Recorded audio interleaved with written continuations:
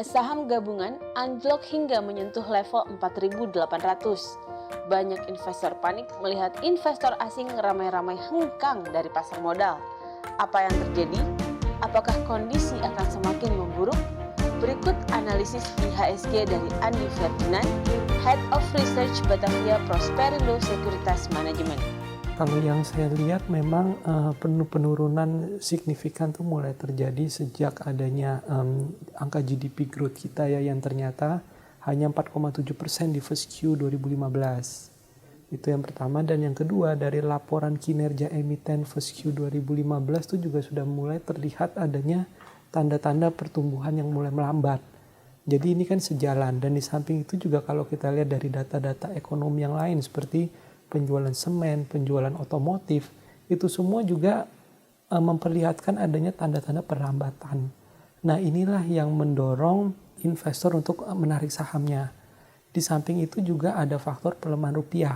Kalau kita lihat saat ini rupiah udah sekitar 13.300-an, dan karena adanya pembayaran cicilan hutang pemerintah, kemudian adanya kebutuhan dolar baik di tingkat korporasi ya untuk repatriasi dividen, itu membuat rupiah cenderung melemah akhir-akhir ini. Nah, ini juga yang menyebabkan orang akhirnya investor itu, terutama investor asingnya itu, untuk keluar dulu dari bursa saham.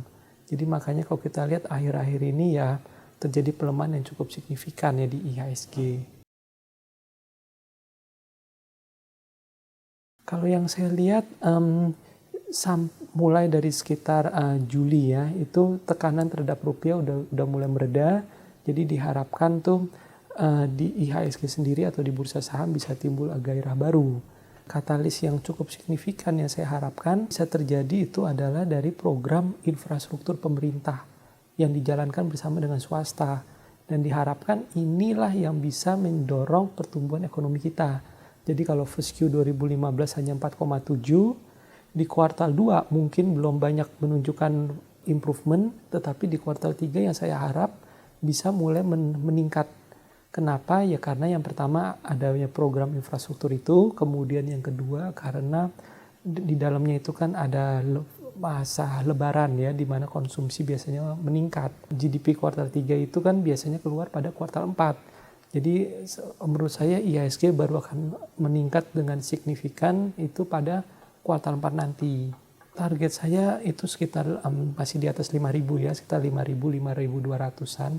Dan untuk target yang optimisnya itu di 5.480 untuk akhir tahun ini.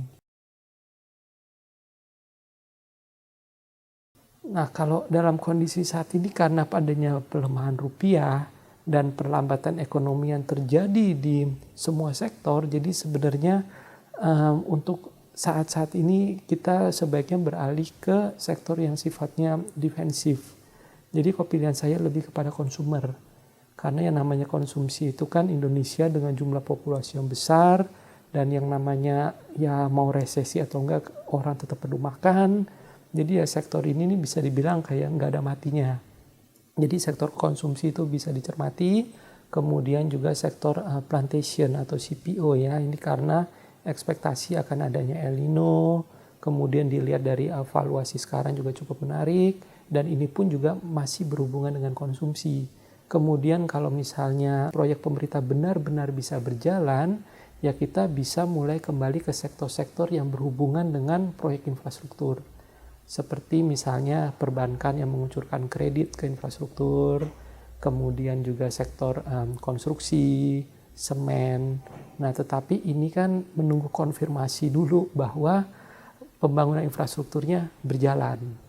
Sahamnya kalau untuk konsumsi pilihan kami ada di Unilever, kemudian Kalbe Farma, ICBP, kemudian juga LPPF.